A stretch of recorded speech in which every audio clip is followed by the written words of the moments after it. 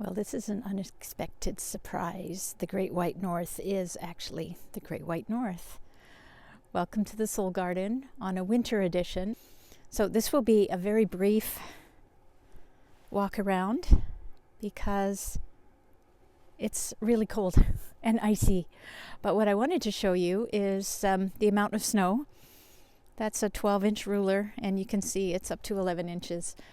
Not very common for us here on the west coast of Canada. We're usually pretty mild.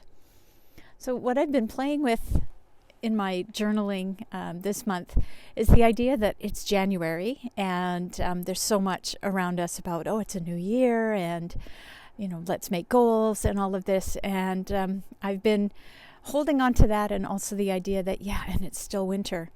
And Mother Nature decided to remind us of that. And the irony is that today in the pagan calendar, the ancient pagan calendar that some of us still follow, who follow the seasons of nature, is Imbolc, which is the first day of spring. Doesn't really look like spring, does it? Anyway, I'll leave you with that idea of holding this in-between time in the seasons, the first of spring, while there's still a big carpet of snow on the ground.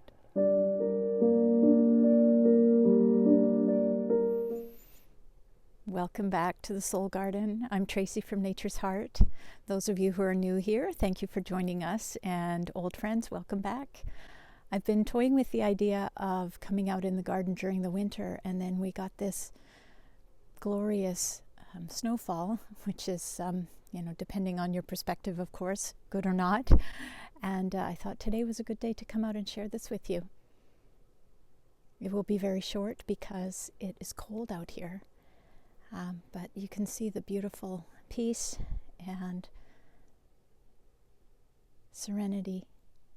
Reminds us that even though today is Imbolc, and I know there's some conversations around how we calculate that, in any case, the first of spring, it doesn't really look like the first of spring, does it? Winter's still holding on. And it kind of reminds me of how we hold on to this in-between time of the seasons. Winter's still here, obviously, with the snow on the ground. And yet it's the first of spring. So it's this promise of hope and the return of the light that we celebrate at Imbolc. And what a beautiful day to do that in this peace and quiet and tranquility.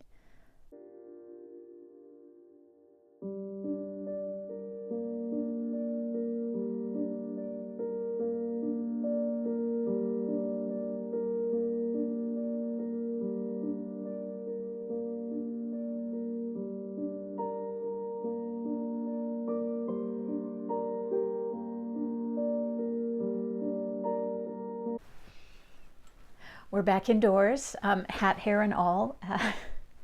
Curly hair and hats is always an adventure, but anyway, we'll just take it as it is.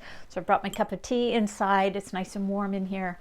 I wanted to expand a little bit on a couple of the things that I mentioned outside, particularly with respect to this period of time or this date of Imbolc, which might be a new concept for some of you. For many of you who have been following me for a while or have your own nature-based spiritual practice, you're probably familiar with this time of the midpoint between winter solstice and spring equinox.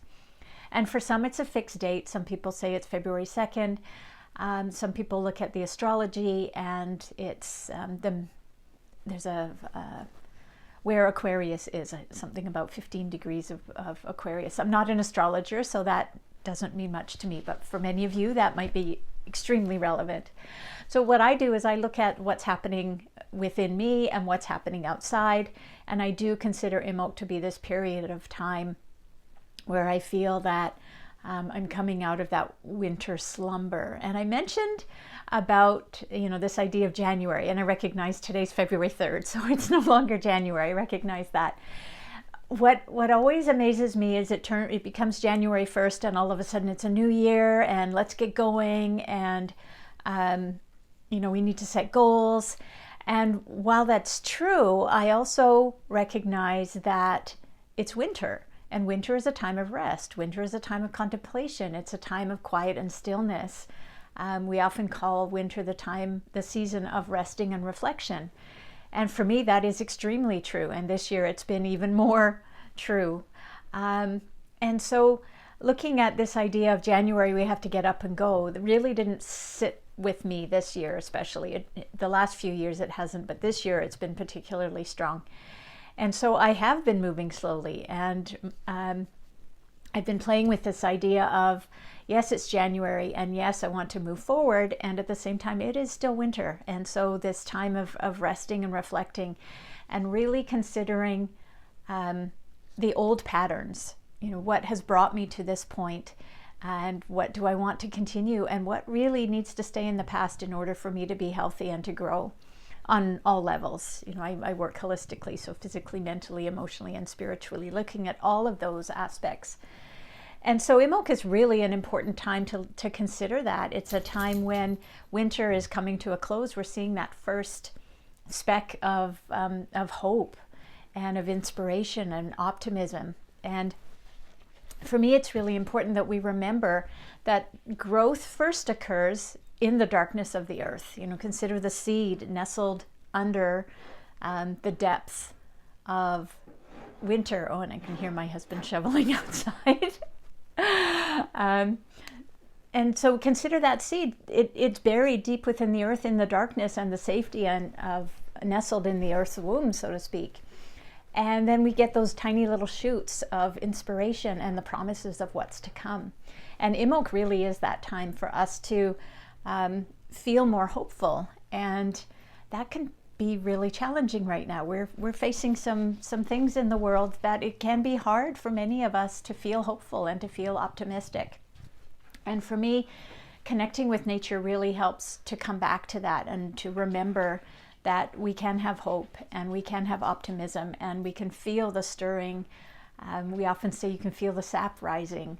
Well, we can feel that in ourselves, right? It's like we're coming out of that winter slumber and we're moving into this time of more activity, of more light, of more warmth. The days are getting noticeably longer. And with that comes this little spark of inspiration and of hope. All right, had to take a brief pause to get the dog sorted. We're fine now, I think. I wanted to continue talking about hope because I may not be the only one who has a bit of a challenging relationship with hope. And for me, I've been thinking about this since a study group that I was in a few weeks ago, where we looked at what hope means for us. And it's something that I had never actually considered. I knew that hope was a bit tricky for me because for me it brought in this idea of expectations, which ultimately led to disappointment. And so I knew that I had this bit of challenge around hope, but I hadn't actually considered what it means to me. So for me, hope is the promise of possibility and being open to possibilities, and trying to not get hooked into the possibility being an expectation and getting attached to that outcome, because ultimately that can lead to disappointment. So just being open to possibility and whatever that takes. And so that is still a work in progress for me. And because right now it may feel challenging to feel hopeful, we do have a lot of things going on right now in the world, on many levels, and many of us are feeling that. So this idea of coming back to nature may help. And I also was reminded of, we all have tools. We all have tools that we know help us maybe to remember where we find joy. Are we creative? Are there things that we working with our hands? Does that bring us joy? Does that give us this sense of hope and optimism and being open to possibilities of what's to come in the future? Thinking about that seed again, in the darkness, there's growth coming. And this is the time of year when we're preparing for what's next. And so just as outside, we're seeing the changes in nature, maybe not so much now, we're under that huge blanket of snow, but there is growth coming.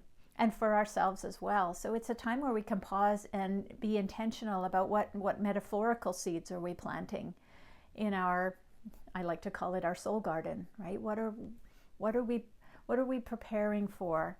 And if it is just being open to possibility, which is a beautiful thing, then how can we do that? We all have tools. So thinking about creative practices, which I highly recommend, that's part of what I consider sacred self-care, is this idea of connecting to nature and also creative practices. Journaling, those of you who have been with me for a while, you know that journaling is one of my foundations. And so is creating. I used to do mixed media art, and now I do fiber art. So however creativity comes through for you, maybe it's cooking, maybe it's baking, maybe it's writing, whatever it looks like, then that is a tool that you have in your hands that can help you perhaps bring in some joy and inspire this hope and kind of ignite that spark. There are also, of course, essential oils that can help. Now it's interesting because as an aromatherapist, most often what I'm asked about in winter is protecting us from infection. So all of the powerful germ killing and the easing congestion and all of those things are really, really important. And the way that I work, I'm also very interested in the mental, emotional, and spiritual aspects of our psyche, of our being. And this time of year, it can drag a little bit. On the West Coast where I live, we usually have really dark gray skies this time of year, and it can feel very heavy. It can feel really challenging to move with any sense of lightness when we're under these heavy gray skies. And so some of the oils that I suggest working with this season are citrus oils. And again, most important thing when we're working with essential oils, you've heard me say this many, many times, is to be sure that they're safe for you. So if you're not sure, ask a professional aromatherapist. You're welcome to email me. I love talking about essential oils, as you will see if you haven't already. So this time of year, we're looking for joy, hope, optimism, and to me that is captured in the skin of our citrus oils, because you consider they grow in sunny climates. They're getting all of that sunny energy, all that sunshine, joy in their skins, and the oils come from the skins of the citrus fruits. My absolute favorite, I think I have a whole video about it, is bergamot. And I actually have a friend who says, "You put bergamot in everything, you must really like it." Yes, I do. And it's a harmonizer. Bergamot is a really good oil for bringing different levels of fragrance together. So if we're working with a blend, bergamot often can help to all of the varied scents come together. To me, bergamot is joy in a bottle. It has a really, really strong affinity to hope. And so this is an oil that I would suggest for pretty much everyone, unless you're allergic to it. It is one that I would smell. I wouldn't put it on my skin. We know we have to dilute essential oils before we put them on our skin. We need to be aware of skin safety with citrus essential oils, because they can cause sensitization if we put even diluted citrus essential oils and go out into the sun. So the way that I like to work with essential oils anyway is inhalation, not necessarily topical application. So I would either put this on a piece of paper, a little scent strip, or a cotton ball or a Q-tip, or I would just open the bottle and smell it. And you can't not smile when you smell bergamot. So that would be my number one. If we're feeling a little bit anxious now with the state of things, lavender and neroli are two clinically proven essential oils that have, there are clinical studies that show they are highly effective for helping ease anxiety. And so lavender, most people are familiar with. Neroli is from the bitter orange plant. It's Citrus aurantium, and it comes from the flower. It's a little bit more of a precious oil, so it is more expensive. It is beautiful, especially this time of year. It really does help to bring us that sense of calm and that hope as well, because it is from a citrus plant. Orange is another one. You can't not smile when you smell orange. Most people have some sort of memory association of orange, and if it's a pleasant one, that can be a really beautiful, uplifting fragrance or scent. And the other one that I haven't spoken about very much, and maybe this is something for the future, let me know if it's something that you're interested in, is clary sage. And clary sage is incredibly calming and relaxing. It's got a bit of a musty scent to it, and energetically it connects to our intuition.